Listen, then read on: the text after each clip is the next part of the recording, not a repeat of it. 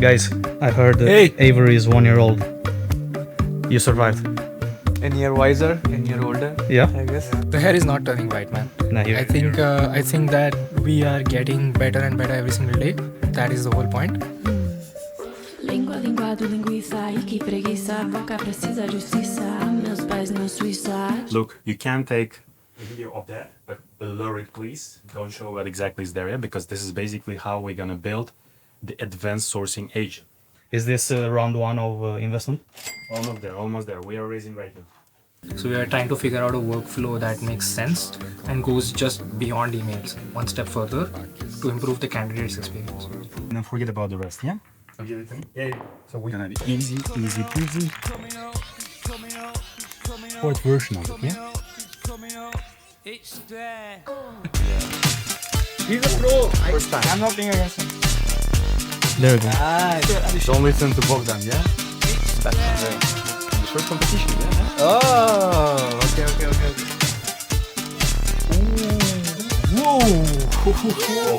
That was dedicated. Would have been fun. Nice, bro.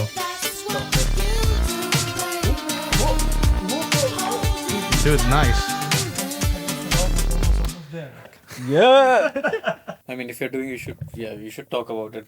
This is Pulkit Mandiratta. I am a founding engineer at Avery, and today we are celebrating the first year anniversary of Avery. Before this, I was working at a big ass company. Like I was talking about, like a cog in the wheel for 6 years. I was just a part of some team of some department in one of the locations somewhere. And then I met AJ in a Starbucks at Amsterdam South Station. Really? Yeah, Randomly? not randomly. I mean, if you schedule it out, but yeah, Okay. I saw him. I met him on LinkedIn, and then we scheduled a coffee chat. I met him for the first time. Actually, it was a funny one. I was still doing my job. I was not sure about Avery. I had no idea what Avery was, and not sure about the product also. What was the stage that we were in? I met him, and after meeting him, while going back, I called my wife. I told her like, no, bro, I don't think I can do this anymore. Like, I don't think I can do this. I don't think I'm cut out for this, because AJ, he has such an intense personality, and he told me the hard work that they're putting in and all that work that needs to be done. And I told her, I don't think I'll be able to do that. So that was my feeling when I was going back home that day after meeting him. I clearly remember. I'm Saunved. I am a founding engineer at Avery, and I've been working with AJ and Pulkit for the last few months, building Avery, taking it off the ground. So my wife moved here for her PhD, and I had a deal with her that if she gets a PhD admit in Europe, I will move with her, no questions asked. So I moved with her. I quit my job back in India, and that was a tough decision for me because the market right now isn't great, and I had not explored so much what it's like to use the AI assisted tooling setup and to work with that. So it was a big challenge for me coming here, figuring everything out. It's a new country, new culture, new work environment, everything is new. But I thought, let's give it a chance. And I've always wanted to work in a startup. So for me, all I was doing was looking at startups that seemed interesting and then applying to them. So that's what I did. 1 month into coming to the Netherlands, I found Avery, and I came to the office for an interview. And what convinced me actually that this is the place that I want to be at was talking to AJ for the first time. That's it. Let's do it. Super excited. All right, man. This is an interesting question because today is 1 year since Avery started. Where did the idea really come from? Idea was evolving inside the corporate world already while I was working for the Heineken, Colgate, Carlsberg, because I was hiring a lot of people. But I guess what was most important for me, to shape the teams who can actually win in the market. And as a commerce, you're always focused on the outcome-driven people, yeah? So the moment we actually could find those talents, it was almost like 80-90% of the job, because the rest is almost like facilitating the environment where they can actually succeed. But that was not easy because I was always there, like, fixing the process, going and asking some modules from the vendors and everything, yeah? Whatever system we were using. And that was not actually that much good. And for me, it was always the idea that, okay, at some point, this bridging the gap between like great companies and the great people in the market should be way easier. That was actually the corporate angle. There was also a personal angle which we actually discussed maybe like beginning of 2024 with my wife. We were walking in the Wandel Park in Amsterdam. And at some point, I saw that, yeah, like everyone is just applying to the jobs.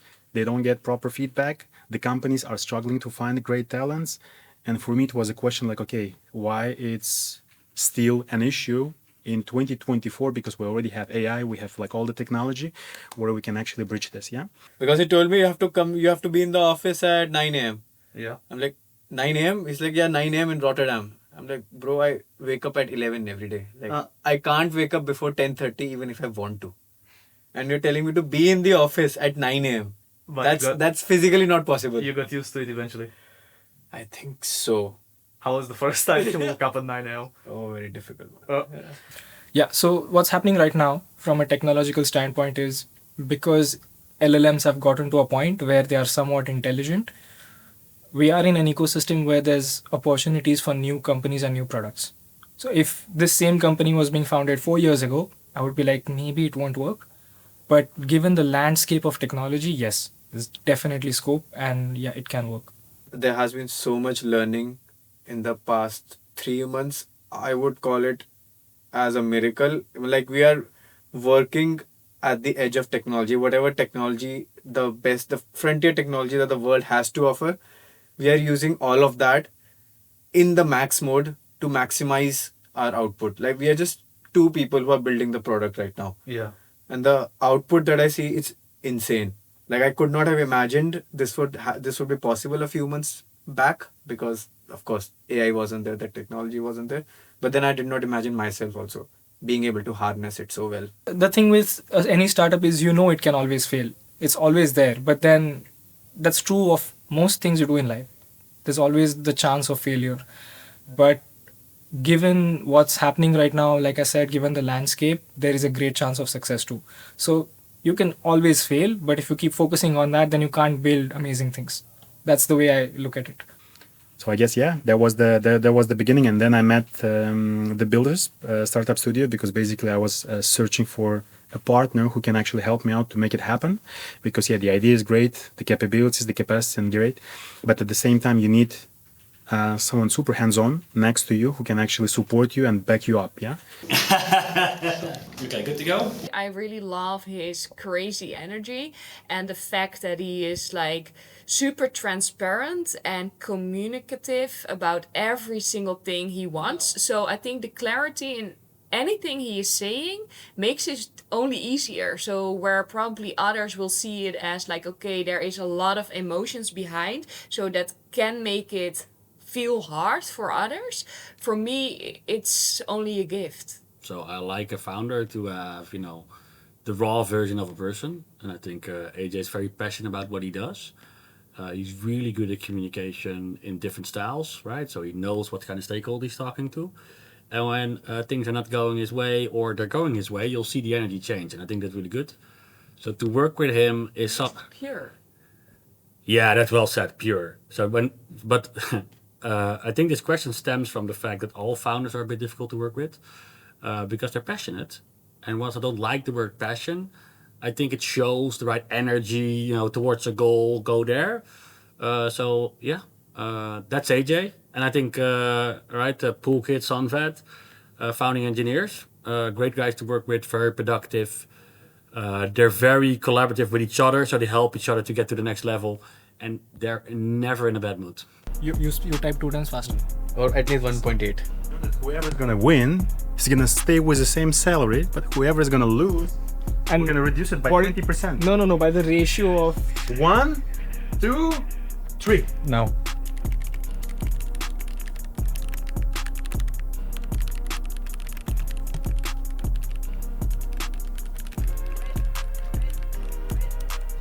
And one typo only, 102. 72%. Net speed 47. It's more than 2x, yeah. Okay, then Pulkit needs to save on the lunches. So when you go on Avery, sometimes when you're looking for candidates in searching, you click on a profile, the profile opens, and then you click on hide, the profile closes, but then it comes back again. I'm like, what happened? Did I not click right? Okay, a couple of times you just ignore it, that maybe you did not click it right. But you click hide, it goes back, it comes back again. I'm like, what the fuck, what is happening? So I fixed this bug, I was getting this. Then 5 days later, it happens again. And AJ's like, bro, I can't close this because it keeps on resurfacing. I'm like, we just closed this bug. Then Saunved said, okay, I patched it and it's fixed now. Random 2 weeks later, we see it again. Like again, I close it, it comes back again. I'm like, what bug is this? Like, Yeah, that's really good. So that combination is fire. What convinced you to go all in with AJ? Yeah, for me it's tied to his pureness. The fact that he is all in as a person. So everything he's coming up with, the way how he's presenting himself, the way he's communicating, he is so all in himself that convince you to make the same moves. This like from chance. Yeah. Or something crazy. Because I can see that if we're just publishing, the photo with the pedal and trying to get attention, it's not enough. LinkedIn is not eating it. They need drama. They need something else. post? Yeah, not really. I'm not that much convinced with what we have now. And I was thinking maybe, just maybe, I can be completely naked. What do you think about it? What do you mean? What do you want to do? Like naked. We take a photo of you naked. I think naked is too much. LinkedIn won't allow us, but then maybe I can like put the racket, on the sensitive part and say like, hey. So we need to. No, but no, it's not a good idea. Like you cannot go naked on LinkedIn. We are not going to do that. But I have an idea. We can do it old style, Photoshop it. So, how do you think about this?